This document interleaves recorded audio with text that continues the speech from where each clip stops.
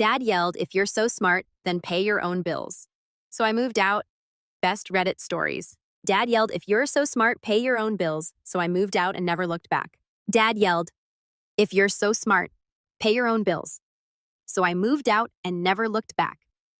30 days later, he called panicking when the power shut off. That's when he realized I'd been paying every bill the entire time. I'm Caleb, 24 years old, and for as long as I can remember, my dad believed respect was earned only through control, not kindness, not understanding, just dominance. He was the kind of guy who said things like, "My roof, my rules, and me down to the letter." I lived with him and my younger brother Nathan in a weathered 2-story house in northern Michigan. Mom passed away when I was 17, and ever since Dad had taken her absence as permission to crank up the authority. He wasn't physically abusive, but his words hit hard enough to bruise. You could never win with him. If I got an A, he'd ask why it wasn't an A+. If I got promoted at work, he'd say it was because my boss probably felt sorry for me. He wasn't always like that when Mom was around. But after she died, something in him calcified, like all his warmth died with her. For the past few years, I'd been working part-time at an IT firm while finishing my degree in cybersecurity. I paid rent, I helped with groceries, and I even handled the Wi-Fi and electric bills because Dad never bothered. I had access to the accounts, knew the login, and set everything to auto-pay from my bank. It made things easier, and at the time, I thought I was just doing what needed to be done for the family. But to Dad, it didn't matter. If something went wrong, I was the first punching bag in line. If the sink leaked, it was my fault for not fixing it. If Nathan was acting out in school, it was because I was being a bad example. No matter how much I did, I was always the disappointment. Things came to a head one Tuesday night about a month after I graduated. I had just come home from a long shift.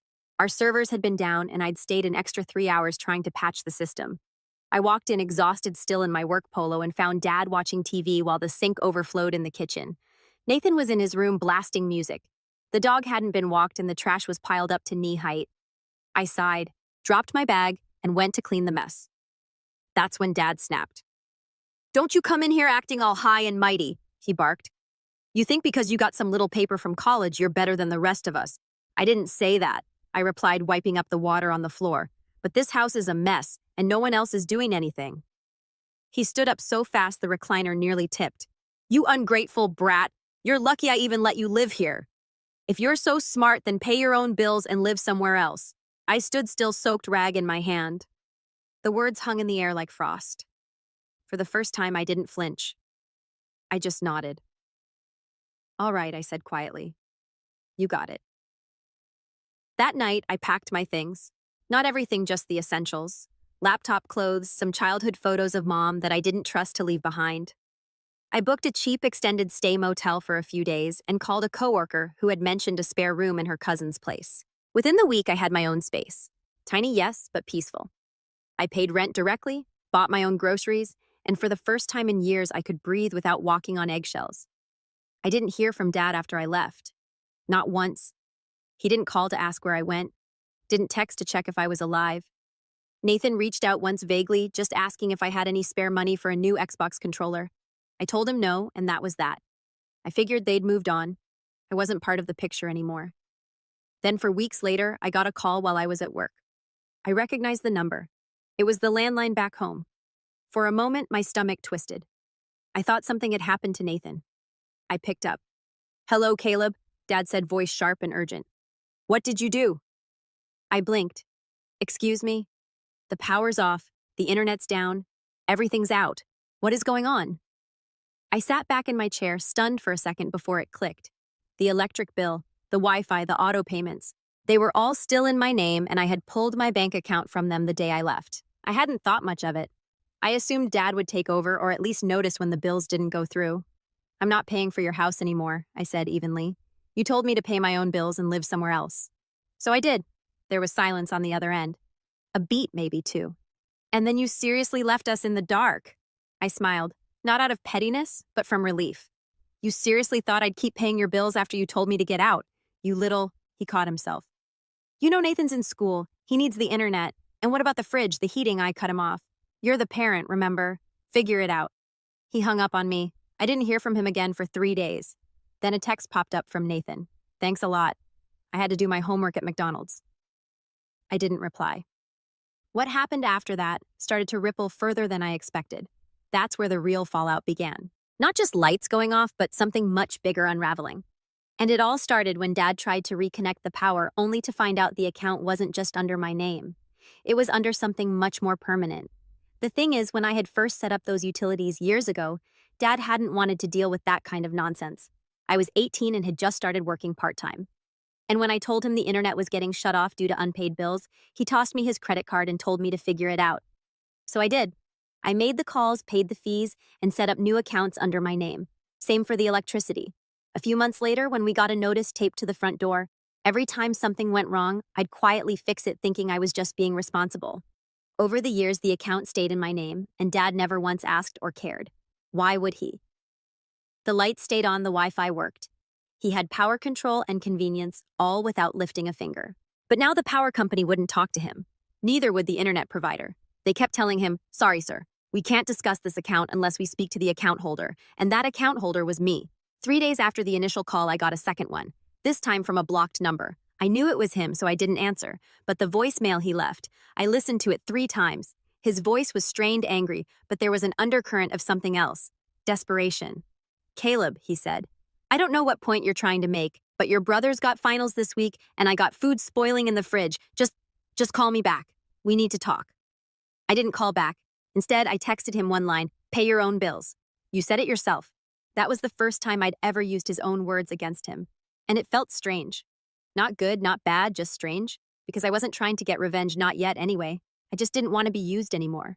But part of me couldn't help thinking about all the nights I sat at that kitchen table quietly transferring my own money to keep the house running while he barked insults from the other room. The time he tossed a plate across the room because I used his eggs to make breakfast. The week he grounded me at 214 disrespect because I told him I had a job interview in another state. But I wasn't grounded anymore. I was out. Later that week, I got a text from Nathan. Just a picture, a dark living room lit by candles, a space heater on the floor, and our dog curled up in a blanket. Under it, he wrote, "You win." That stung more than I expected. I didn't reply, but I stared at that image for a long time. I felt guilty not for leaving, but for dragging my little brother into the fallout. He wasn't a saint. He ignored most chores and treated me like an overqualified butler, but he was still a kid. 17, nearly 18, but still he didn't deserve the cold or the chaos. That night, I sent him a $50 Visa e-gift card with a message. "Get some hot food. This isn't about you." The next day, I got an email from the power company. Request for account change denied, proof of ownership required. Apparently, Dad had tried to get the account switched over and failed. The address was tied to my account. And since I'd set it up years ago, with a lease agreement, technically forged, since Dad never wrote one, they needed documentation that he was the property owner. But the thing is, he wasn't. I was. See, what Dad never knew, what Mom had quietly arranged before her passing, was that the house had been willed jointly to both of us, me and Nathan. When she died, the paperwork got stalled in probate, and Dad brushed it off, saying it didn't matter because it's all ours anyway. But 2 years ago, I finally followed through with the legal process. I paid the lawyer fees, filed the claim, and received official notice that the property was now under my and Nathan's names. Mom's final act of quiet rebellion. I didn't tell Dad. I didn't need to. I had no plans to use it against him until he forced me out. And now, well, now the utilities weren't the only thing under my control. A week after the lights went out, Dad showed up at my new place. Not screaming, not shouting, just standing at the edge of the driveway in his faded leather jacket, shoulders hunched as if gravity had finally caught up to him. I didn't open the door. I just watched through the blinds. He stayed there for 10 minutes, then turned around and walked away. That night, I got another call. This time, he didn't yell. "I was wrong, Caleb." He said, "You're not a burden. You're not useless. You kept this family together longer than I ever realized." He paused like he was waiting for me to jump in. I didn't. "I need your help," he continued just for a little while. "I'll pay you back. I swear. I didn't know the house was in your name. I didn't know you could do that." That's when it hit me. He didn't call to apologize. He called because he realized I held the reins. I didn't respond that night, but I started thinking, if he wanted power back on, if he wanted access, then maybe it was time to teach him that control could be taken away just as easily as it was enforced, not out of spite, but to restore balance. To remind him that respect wasn't something you demanded. It was something you earned. And so the real plan began. Because turning off the lights, that was just the beginning. After that phone call, I didn't speak to Dad for days. I was quiet, calculated. I didn't want to move emotionally. I wanted to move smart. I started combing through the documents Mom left behind. I already had the deed showing me and Nathan as co-owners, but there was more. Bank statements, life insurance policy copies, even an old letter she'd handwritten but never sent. A letter addressed to me. It wasn't dramatic or long.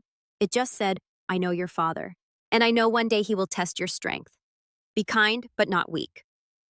That one line stuck with me. I didn't want revenge in the way movies made it seem. Fireworks, dramatic speeches, door-slamming power moves. I wanted something quieter, something that would remind him who had been holding things together all along. I began by formally transferring all utility services to an active status. I didn't cancel them. I simply requested each to be paused due to ownership dispute and tenant removal. That process sent a legal notice to the address warning of possible repossession of service due to account disputes. Dad tried calling again 5 times, left 2 voicemails. The last one was him quieter this time, asking me to come by and talk face to face. I ignored it. Then the twist happened. Nathan showed up at my new place. It was late around 9 p.m. and I'd just come back from work. I saw his silhouette through the window, his hoodie soaked from the rain. I opened the door and he just stood there for a moment before blurting out, "He's trying to sell the house." I blinked. "What?" He said he called a realtor. He's planning to cash out and move to Florida. Said he's tired of the cold, said he's earned it. The fury that rushed up through my chest nearly made me dizzy. I had to grip the doorframe to stay upright. "He can't sell it." I said he doesn't own it. "I know," Nathan replied, "but he doesn't care. He's going to try anyway." Said he can forge a signature and that nobody's going to double-check some small-town paperwork. That's when I knew Dad had crossed a line. It wasn't just pride or anger anymore. It was theft. He was planning to illegally sell a home that didn't fully belong to him and take every penny. No discussion, no care that Nathan, his own son, would be left homeless, and certainly no intent to repay anything he owed me. I thanked Nathan, gave him a towel and something hot to drink, and sat with him in silence. It was the first time in years we'd just talked. No tension, no background insults from Dad, just 2 brothers finally seeing things clearly. He apologized for how he used to act, how he'd ignored me, let Dad walk all over me, and called me uptight when I tried to keep things from falling apart. "You were the adult," he said when the actual adult stopped being one. That night I didn't sleep. I stayed up gathering every document, deed copies, utilities, proof of ownership, even screenshots of every bill I'd paid in the last 4 years. Then I wrote an email to our family lawyer, the same one who helped me with the deed transfer 2 years ago. The next morning, I dropped off a hard copy packet at his office. 2 days later, Dad got served an official cease and desist order barring him from attempting to sell, rent, or claim financial ownership of the property. It was hand-delivered to him in front of his house where he was standing with a real estate agent on the porch. Nathan told me he looked like someone had punched the air out of him, but that wasn't the betrayal. That came a few days later when I showed up unannounced at the house holding the same folder and found Dad sitting at the kitchen table in the dark, a single candle flickering beside an old mug. He looked up at me, eyes tired. "You came," I said. "Nothing." I sat across from him and laid the documents out one by one. "This is the deed," I said, tapping the page. "You don't own the house." He swallowed. "This is your utility history. You haven't paid a dime in years." He opened his mouth, but I raised a hand to stop him. "This is proof of attempted fraud. You tried to sell a house you don't own, and I have the voicemail you left Nathan where you admitted it. So if I wanted to press charges, he sat perfectly still. I could." I let the words hang. Then I leaned back, watching him shrink under the weight of it. He didn't speak for a long time. Then finally, "I didn't think you'd go this far." I smiled faintly. "Neither did I, but here we are." His voice was smaller than I'd ever heard it. "What do you want from me, Caleb? Do you want me to say I'm sorry that I was a terrible father?" "No," I said, standing. "I want you to understand that the person you thought was weak was the one keeping your entire life from collapsing." And I left. But it wasn't over yet, because 3 days later I got a text from my uncle, the one who lived 2 towns over and who Dad had always bragged to about keeping the house in order. The text just said, "Call me. You're not going to believe what your dad told me." That's when I realized Dad had started spinning a new narrative, and I wasn't about to let that slide. I called my uncle that night. He picked up fast, like he'd been waiting. "Hey, Caleb," he said, voice cautious. "I didn't know what to believe at first, but after everything you've done for your dad over the years, I figured you deserved to know what he's been saying." I braced myself. "Go ahead." "He told the family you hacked into his accounts, that you stole the house, that you froze the electricity out of spite because he refused to co-sign your car loan." I let out a quiet, disbelieving breath. He kept going. "He's already called Aunt Lizzie and Grandpa Dale." Told them you've been unstable since your mom passed, that you're trying to punish the whole family because you never dealt with her death. The worst part? I wasn't even surprised. I thanked him and hung up, then sat in my car for a long while staring at the steering wheel. My knuckles tightened around it. This wasn't just some exaggerated story to save face. This was character assassination. This was him reaching into the only place I hadn't touched yet, our extended family, and poisoning the well. And maybe if I hadn't already spent years cleaning up his messes, I would have second-guessed myself. But I didn't. I knew the truth. And now it was time to face it. I fell into a routine after that. Go to work, keep quiet, stay focused. But every night something in me grew colder. Not bitter, not even angry, just resolved. I stopped expecting an apology. I stopped hoping he'd realize what he'd done. And slowly I started to prepare for life without him in it at all. One night, about a week later, Nathan called. He sounded weirdly formal, which wasn't like him. "Hey," he said. "So, Dad's been telling people he kicked you out." I closed my eyes. "Yeah, I heard. He told my guidance counselor at school said you were ungrateful, that you took advantage of him and then ghosted. Now everyone thinks he's some kind of saint raising me all on his own." I could hear the conflict in his voice. Part disbelief, part shame, part boiling frustration. "Do you believe him?" I asked quietly. There was a pause. "No," he said. "Not anymore." And that meant more to me than anything. Not the deed, not the house. Just hearing my little brother finally see through the mask. But things got worse before they got better. That weekend, I stopped by the house one last time, intending to grab a few boxes I'd left in the attic. Old yearbooks, photo albums, stuff that didn't matter to Dad but meant the world to me. He was sitting outside on the porch, hunched over with a beer in one hand and a pack of unpaid bills in the other. When he saw me, he didn't say anything. I walked past him into the house that once felt like a minefield and now felt like a forgotten museum. The air was stale and the lights were dim, powered by a generator, judging by the noise out back. The fridge was off. Most of the furniture was gone. I realized with a pang that he'd started pawning things, probably to keep up appearances. The attic was cold, dust-coated everything. I grabbed the boxes, but as I was heading back down, something caught my eye, wedged between two beams, a plastic container covered in soot. Inside was a collection of letters, dozens of them all in Mom's handwriting. They weren't addressed to anyone, just thoughts, fears, updates, as if she'd been writing to herself in secret, a form of journaling. The last one was dated just 2 months before she passed.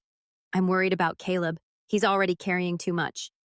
Every time something breaks, Stephen yells at him like he's the man of the house. But he's still just a boy. My sweet, quiet boy. I hope one day he leaves this place. I hope he builds something for himself." I sat there holding the letter in the dark, and for the first time in years, I cried. Not because of Dad, because of her. She saw it. She knew. And I never even got to tell her that I did exactly what she hoped I would. I left. I built a life. I stopped waiting for permission to matter. I took the box and left the attic. As I passed through the kitchen, Dad looked up from his seat and said, "Nothing, just watch me go." But the next morning, I got another call.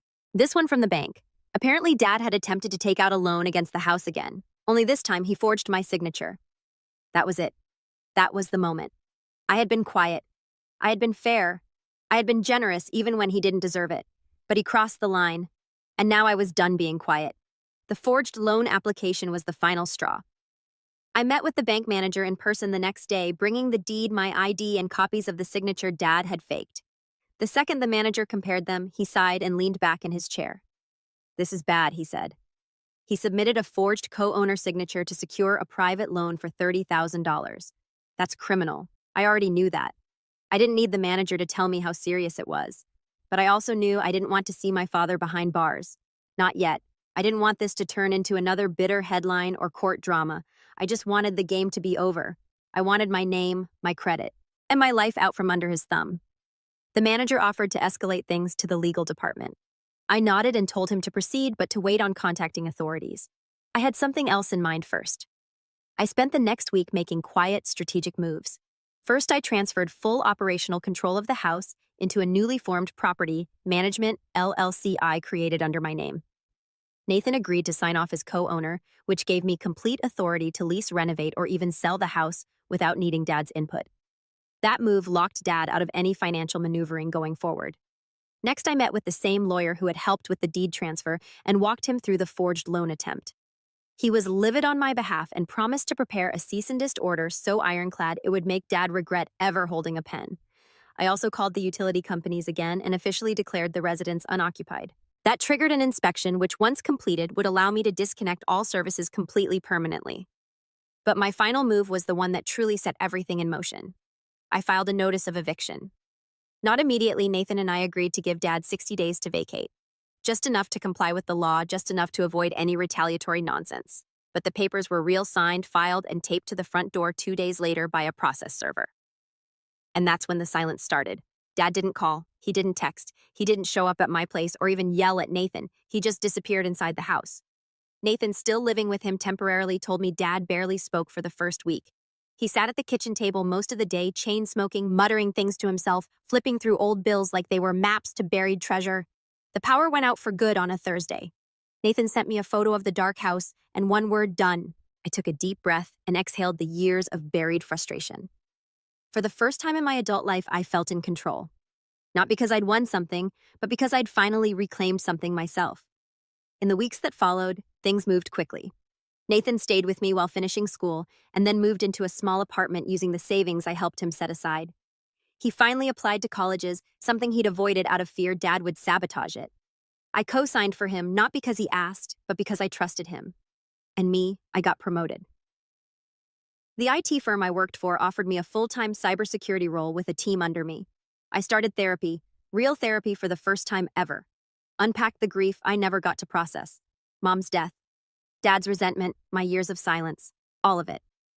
One evening after work, I opened one of Mom's old journals again and found a line I hadn't noticed before. Scribbled in the margins of a page was a small note. If they don't see your worth, it doesn't mean you don't have any. It just means their eyes are broken. I closed the journal and stared at the ceiling for a long time. The eviction date was approaching. I hadn't heard from Dad since the notice. No begging, no bargaining, no threats, just silence until 5 days before the deadline. I received a letter in the mail, a real physical letter. The handwriting was unmistakable. It was from him. Inside was a folded piece of paper, creased and shaky with age. It wasn't long, just a single paragraph written in pen. The words uneven and dark where the pen had pressed too hard. I don't know who I am without control, and I'm scared you finally saw through me. I don't expect forgiveness. I don't even expect a response. But I'm not going to fight the eviction. I'm going to leave. I never deserved the house anyway. I know that now. No signature, no return address, just a letter that felt hollow, like an apology wrapped in cowardice. I didn't cry. I didn't rage. I didn't even respond. I just folded the letter and tucked it into the last of Mom's journals. And 5 days later, I drove by the house one final time. The porch was empty. The blinds were drawn. A U-Haul truck sat quietly in the driveway, already packed and ready to go. He was gone. But something in me knew this wasn't the end. Not yet, because what came next, the fallout, would shake more than just him. 3 days after Dad moved out, I officially stepped onto the property. Not as a tenant, not as a guest, but as its legal co-owner and manager. It was like walking into a ghost of my childhood. The smell hit me first, stale cigarettes, sour food, and something underneath it all like rot. The walls were yellowed, the living room carpet stained with who knows what. The couch was gone, probably sold for scraps. A few battered chairs sat in its place as if still clinging to the idea of being useful. But the worst part, the silence. Not peaceful, not calm, just empty. I walked through the room, slowly taking stock of the damage. Broken cabinet doors, holes punched into the drywall, likely from one of Dad's moods. The bathroom mirror was cracked, and the toilet had been left in such a state I had to open a window just to breathe. Nathan had told me it was bad, but I hadn't expected this. It wasn't just physical neglect. It was spite. He hadn't just lived here after I left. He'd ruined it. I took pictures. Every room, every scratch, stain, and gash. I filed a claim with the property insurance company and forwarded a copy to my lawyer. But even that wasn't the real setup. Know what came next would hit deeper because Dad may have left the house, but he hadn't stopped spreading lies. Over the following week, I started getting calls from relatives again. Some polite, some confrontational, all confused. My cousin Stephanie asked why I'd evicted our uncle when he was just trying to keep the family together. My aunt demanded to know why Dad was sleeping in a truck. And one voicemail from Grandpa Dale actually started with, "I thought you were better than this, Caleb." That's when I realized he hadn't just played the victim. He was spinning a narrative. One where he was the noble single father betrayed by his selfish son. Where I was the overeducated, emotionally unstable snake who kicked him out of his own home out of jealousy or greed. And they believed him because they didn't know me. They hadn't seen the quiet sacrifices, the 4 years of paying bills out of my own pocket. The nights I worked 2 jobs while Dad slept on the couch. The phone calls I made to the power company, the internet company, the water department. The dinners I skipped to make sure Nathan had lunch money. But I wasn't going to argue. I wasn't going to explain. I was going to show them. I began by gathering the evidence. Quietly, carefully, I printed every bill paid in my name dating back 4 years. I compiled screenshots of payments, dates, auto drafts. I added the letter, Mom wrote the deed signed in my and Nathan's names, the cease and desist, notices the forged loan application with proof of fraud, and then I built a folder, digital and physical, titled The Truth. But I wasn't going to send it around like some petty mass email. I had something better in mind. It started with Grandpa Dale. He was hosting a family dinner for his 81st birthday, one of those big events where all the uncles and cousins show up from across the state. It was going to be catered, photographed, and shared across everyone's social media like it was the royal wedding. And Dad, of course, was going to be there, probably planning to parade around in his nicest shirt, pretending he was the tragic patriarch cast aside by his ungrateful son. So I called Grandpa directly. He was cold at first, distant. "I don't want to get in the middle of this, Caleb." "You already are," I replied. "But I'm not calling to argue. I'm calling to RSVP." That surprised him. "You want to come?" "I do," I said. "And I'd like to say a few words, just a short thank you toast for everything the family's done for me. Nothing dramatic." He hesitated. "I don't want a scene." "You won't get one." I promised. Just the truth. He agreed. The night of the dinner, I wore my best suit. Nathan came with me. I could tell he was nervous. And frankly, so was I. Not because I doubted what I was about to do, but because I knew it would burn bridges I could never rebuild. The dinner was held at a fancy banquet hall. Crystal glasses, linen napkins. The whole extended family was there, dressed to the nines. Dad was already seated near the front, looking smug in a gray blazer I hadn't seen in years. He spotted me and Nathan and did a double take, but said nothing. The dinner began, toast were made, people laughed, clinked glasses, shared old stories, and then Grandpa stood up and tapped his spoon against his wine glass. "I'd like to invite my grandson Caleb to say a few words." The room quieted. I stood, walked slowly to the front, and took the mic. My hands didn't shake. "Thank you, Grandpa, and thank you to everyone here for being part of this family. I know we don't always see each other often, but I've always respected the legacy this family holds. Hard work, loyalty, and truth." I paused, scanning the room. My eyes landed on Dad. But sometimes the truth gets lost in the stories we tell ourselves. And when that happens, people get hurt. Real stories get buried under pride and ego. I held up the folder titled The Truth. In this folder is the full history of what's been happening the last 5 years. Every bill paid, every lie told, every document proving who owned the house, who forged signatures, and who tried to rewrite the past. A murmur spread through the crowd. Dad froze. "I won't read it out loud. I won't humiliate anyone, but I've made copies. And if any of you want to know the truth, not the version you heard through whispers, then come find me after dinner. I'll be standing right over there." I stepped down, returned to my seat, and for the first time in my life, felt taller than my father. He didn't say a word, but others did. One by one, after dessert, relatives approached me quietly. Some just took a folder, others stayed to talk. A few even apologized. And as I turned to leave that night, I caught a glimpse of Dad, still seated alone at the front table, shoulders hunched, lips pressed into a thin line. His mask had cracked, but his fault. That was still coming. After the birthday dinner, everything shifted. The silence from the family ended not with outrage, but with whispers. Some relatives distanced themselves from Dad immediately, having seen the evidence for themselves. Others stayed quiet, but stopped echoing his version of the story.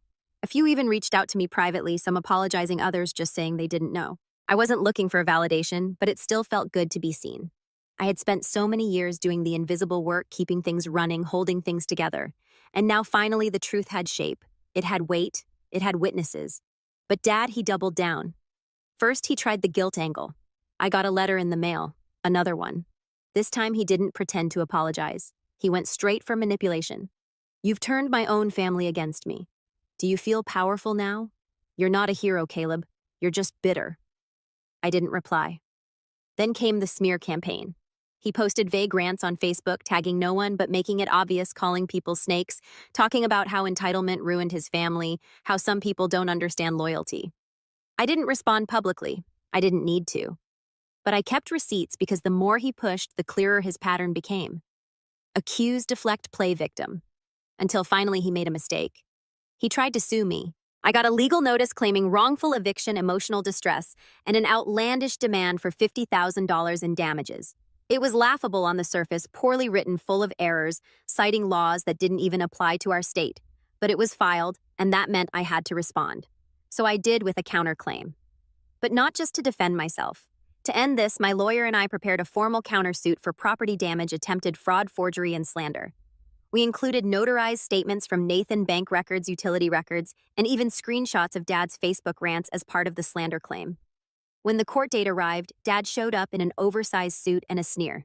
He didn't have a lawyer, just a thick folder of half-organized papers and a chip on his shoulder. But what he didn't have was a case.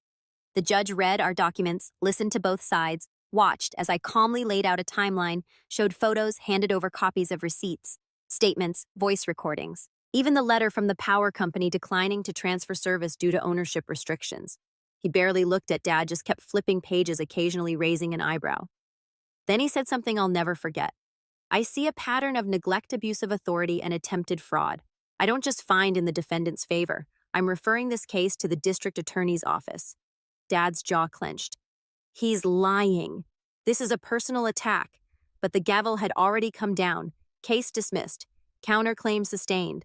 The court awarded me $12,400 in damages, just a fraction of what he cost me over the years. But that wasn't the point. The real victory, the referral for criminal investigation.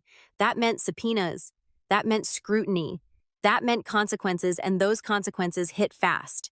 Within 2 weeks, Dad's attempt to secure another loan through a payday lender was flagged. His name popped up on a fraud watch list. The real estate agent he'd contacted before filed a formal complaint citing his attempt to use forged documents. His landlord, yes, the guy who had rented him a small apartment after the eviction, called Nathan to say Dad had missed 2 rent payments and was not the person he claimed to be. The facade was collapsing, but I didn't celebrate because revenge isn't about fireworks. It's about balance. It's about the quiet moment when you no longer flinch at your father's name. It's when you stop carrying the weight he placed on you as a child. It's when you walk into your own house, keys in hand, lights on, peace in your chest, and you realize he can't reach you anymore. Not with words, not with lies, not with guilt, not ever again. But there was still one last thing I needed to do before I could close this chapter for good. And it involved a letter, one my mother never finished, and one I was finally ready to answer. After the court ruling and the fallout that followed, life settled in a way it never had before. For the first time in years, I wasn't surviving. I was living.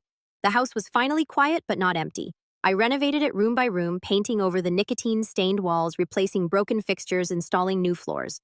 Every repair felt like an act of reclaiming not just of the property, but of myself. Nathan helped where he could on weekends. We joked, ordered pizza, put on music Mom used to love while we worked. It was healing in the purest form. Messy, real, earned. The criminal referral never turned into a full trial. Dad took a plea deal for the forgery charges, avoided jail, but had to pay fines, attend mandatory financial ethics counseling, and was barred from applying for new loans for 2 years. The damage was done, though. His reputation, what little was left, was shot. The family had seen the truth. I didn't gloat. I didn't reach out. I didn't send him one of the folders titled The Truth. I didn't need to. He moved out of state soon after. Arizona. I think some distant cousin mentioned it during a holiday Zoom call I skipped. Apparently, he's renting a small room above a garage from a friend. No car, no stable income, just a man left alone with his stories, the ones no one listens to anymore. As for me, I got a new job offer, bigger company, better pay, a relocation package if I ever wanted to leave Michigan. I turned it down for now because here, this place, it was finally mine. One evening, I sat in the attic where I'd first found her letters. I held the last one. Mom's quiet fear that I'd be buried by the weight of a man who never knew how to lift others. I read it one final time, then flipped it over and wrote on the back, "You were right, Mom." He tested me, and I walked away stronger. Thank you for seeing me. I placed the letter back in the container and sealed it with a new lid. Then I tucked it high in the rafters where someday maybe someone else would find it and know the truth didn't disappear. It lived here in these walls, in this piece. And then just as I stood to leave, I noticed something tucked between 2 old beams. A scrap of paper I hadn't seen before. Wrinkled, torn, faded from time. It was Dad's handwriting. A grocery list. A stupid, simple list from years ago. Milk, bread, dog food. At the bottom, one line had been added in a scribble so faint I almost missed it. "Tell Caleb I'm proud of him someday." I stared at it for a long time. Then I folded it once and let it drop into the trash bin with the rest of the broken pieces. Because someday never came and I don't need his pride to stand tall anymore. I've got my own and I built it from scratch.